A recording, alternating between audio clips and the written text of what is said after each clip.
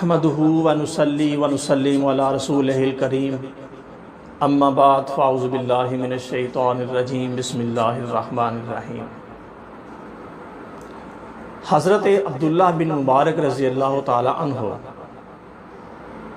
جو اپنے وقت کے محدث تھے، عبادت گزار تھے، اللہ کے ولی تھے، انتہائی تقوی و پرہیزگار تھے اور زہد اور عبادت اللیل میں آپ بہت پابند تھے۔ ایک اللہ والے نے خواب میں حضرت عبداللہ بن مبارک کے پڑوسی کو جو لوہار تھا دیکھا کہ اللہ رب العزت نے حضرت عبداللہ بن مبارک کو جو درجات عطا فرمائے ہیں، جس مقام و مرتبہ پہ عبداللہ بن مبارک فائز ہیں، آپ کے پڑوسی لوہار کو بھی اسی درجے پہ اسی مقام پہ دیکھا تو بہت تجسس ہوا اور پردہ میں جا کر، پردے میں رہ کر اس کی بیوی سے پوچھا کہ کیا تیرا شوہر عام مسلمان نہیں تھا؟ یعنی کہ اللہ کے دوستوں اور اللہ کی اولیاء کے بالمقابل انہوں نے یہ بات کی۔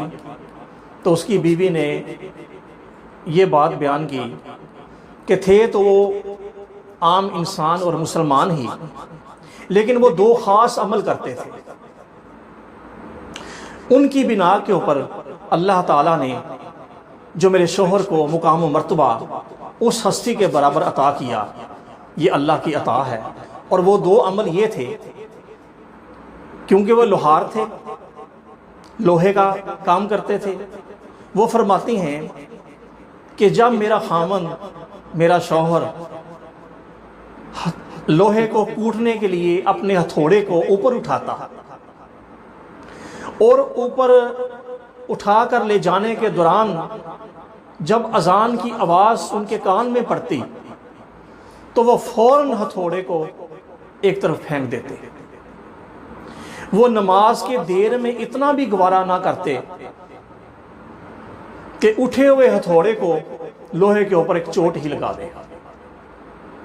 وہ فوراً ہتھوڑے کو پھینک کر اللہ پاک کی بارگاہ اقدس میں اپنی پیشانی کو جھکانے کے لیے چلے جاتے۔